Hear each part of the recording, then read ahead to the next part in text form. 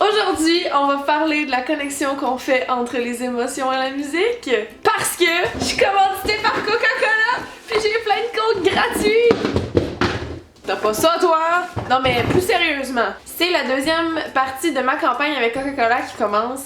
Pour ceux qui n'avaient pas vu la première, je vais laisser un lien à quelque part. C'était un vidéoclip que j'ai fait à Los Angeles avec Superwoman et Nanaloo. Et puis, cette deuxième partie de la campagne parle de la connexion entre les émotions et la musique. Dans le fond, ils mettent des noms de playlists sur leurs nouvelles bouteilles. Je vais vous expliquer tantôt comment ça marche. Moi, j'ai choisi 3 playlists. Il y a Embrasse-moi, Fou rire et Balade d'après-midi. Puis, il y a une sélection de chansons pour chacune des playlists. Puis moi, j'ai décidé de choisir une chanson de chacune des playlists puis de vous raconter un souvenir à moi associé à ces chansons-là. Fait que c'est une vidéo un peu plus personnelle parce que je veux vous parler de souvenirs à moi quand même très importants. La première, c'est Fou rire. Et dans cette playlist-là, j'ai choisi une chanson. Fou rire, ça va être plus upbeat, un peu pour quand que t'as le goût de feel the vibe. La première chanson qui est vraiment importante pour moi dont j'avais envie de vous parler, c'est Sabotage de Beastie Boys. Pourquoi que c'est aussi significatif pour moi, c'est que j'étais au primaire puis j'avais pas tant d'amis. J'aimais pas la même musique nécessairement que tous les autres enfants pouvaient aimer. Comme je tripais vraiment sur Beastie Boys puis Eminem. J'aimais jouer aux jeux vidéo, j'avais juste des amis de gars, j'avais les cheveux courts, je préférais être un peu plus masculine puis je tripais sur des petites filles aussi. J'étais différente puis tu sais on est tous différents quelque part. C'est juste que ça, pour moi, c'était quand même très significatif de comment j'étais. Il y a pas 10 000 enfants de 8 ans qui vont demander à leurs parents dans l'auto « Hey, mets-nous du Beastie Boys! » Fait que cette chanson-là, ça me rappelle juste ce moment-là de ma vie où j'étais plus marginale, même alors que ça me faisait énormément de peine. Dans le temps, je trouvais ça difficile d'être différente. Aujourd'hui, c'est ce que j'aime être le plus parce que ça fait de moi ce que je suis, mais dans ce temps-là, je le savais pas que c'était aussi précieux d'être différente. Moi, je l'aimais, mon Beastie Boys. Balade d'après-midi, que elle, ça va être un peu plus nostalgique quand j'ai le goût de faire de l'introspection et être seule et whatever. La deuxième chanson, c'est Jolene de Ré la montagne. Cette chanson-là, encore aujourd'hui, chaque fois que je l'écoute, j'ai le goût de pleurer. Je me souviens quand j'ai pensé à choisir mes 3 chansons dont lesquelles je voulais vous parler, puis que j'ai pensé à cette chanson-là, j'ai eu le moton.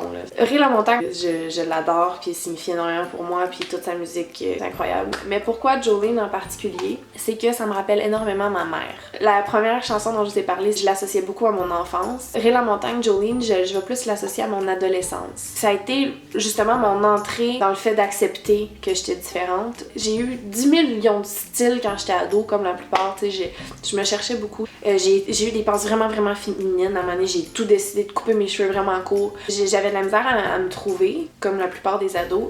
Puis c'est pour ça que cette chanson-là signifie autant pour moi par rapport à mon adolescence. Je l'associe à mes moments plus tristes quand je revenais de mon école, puis que il y avait rien qui marchait, puis que là, je m'en allais dans ma chambre, puis que je pleurais. Ça, c'est une chanson que je mettais beaucoup. Puis je l'associe énormément à ma mère, parce que quand que j'étais ado, j'ai eu des passes vraiment difficiles avec ma mère, qu'on s'est pas parlé pendant plusieurs mois. Puis cette chanson-là, c'est elle qui l'écoutait quand j'étais plus jeune. Puis ça, c'est un lien que j'ai toujours eu avec ma mère. Même en ne lui parlant plus, ben c'était quand même quelque chose qui était très proche à mon cœur. Même peu importe comment que j'avais de la haine envers elle, cette chanson-là, ça me rappelait elle, puis ça me faisait du bien quelque part parce que c'était ça que j'écoutais quand j'allais pas bien. C'était comme un petit réconfort. Ça me fait penser à l'acceptation, au fait qu'on a fait la paix. C'est un passage à ce que je suis aujourd'hui. Après, il y a la playlist Embrasse-moi, qui est un peu plus cute, romantique, relax. La dernière chanson dont je voulais vous parler, c'est Better Together de Jack Johnson.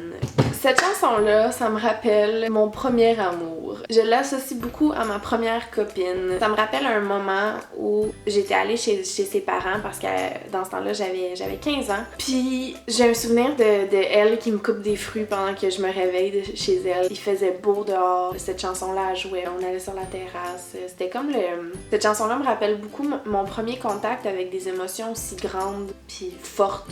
Parce que j'étais vraiment jeune, mais je me souviens à quel point c'était des émotions intenses. Je pense pas avoir jamais vécu des émotions envers quelqu'un aussi intenses que ça.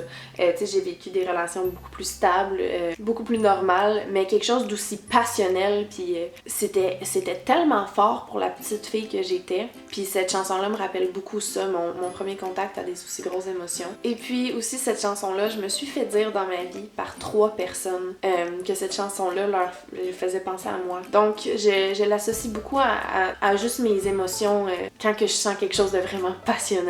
C'est vraiment une chanson puis un artiste qui me font reconnecter à mon côté un peu plus quétaine. Donc voilà, j'espère que vous avez apprécié mes 3 petites histoires et mes 3 petites chansons. J'en aurais beaucoup plus de chansons à vous raconter en lien avec des souvenirs ou des émotions que j'ai vécues. Je suis sûre que c'est la même chose pour vous aussi. On associe tellement un artiste ou une chanson à des moments de nos vies ou à une époque ou à un sentiment ou à quelqu'un. Je vais vous montrer comment aller chercher mes 3 playlists de coke! Merci Coke de vivre puis de me donner plein de coke. Ok, donc comment ça marche? Je sais pas comment je vais pouvoir vous montrer ça sur caméra. On va faire un effort. Donc tu prends ta bouteille de coke. Ici c'est balade d'après-midi. Tu prends ton cellulaire. Tu choisis la bouteille de coke que t'as. Nous c'est celle-là. Et après, tu vises ton coke avec le téléphone. Là ça va détecter ta liste de lecture. Tada! Là tu fais play. Puis les musiques vont sortir sur le côté. Donc là, ta musique va jouer. Puis pour changer de chanson, t'as juste à tourner ton coke. Puis après ça, mettons que t'enlèves ton coke, boop! Tu t'en vas ici. Puis après, t'as toutes tes listes de lecture juste là. Tous ceux que t'as déverrouillés. Embrasse-moi, fourré, balade d'après-midi. Tu peux trouver l'application dans ton App Store de téléphone. Puis je suis vraiment désolée de pas avoir pu vous faire écouter mes 3 chansons, mais you know, copyright, j'ai pas le droit. Donc je vais vous laisser dans la barre d'informations le nom de mes 3 chansons si ça vous tente d'aller les écouter indépendamment sur une autre vidéo. Comme ça, vous allez pouvoir plus associer mon souvenir à la chanson. J'espère que vous avez apprécié. Racontez-moi un souvenir ou quelqu'un qui vous rappelle une chanson comme je viens de vous raconter. Dites-moi ça dans les commentaires. Ok, bye, full love, je vous aime. Merci d'avoir écouté. Puis merci Coke!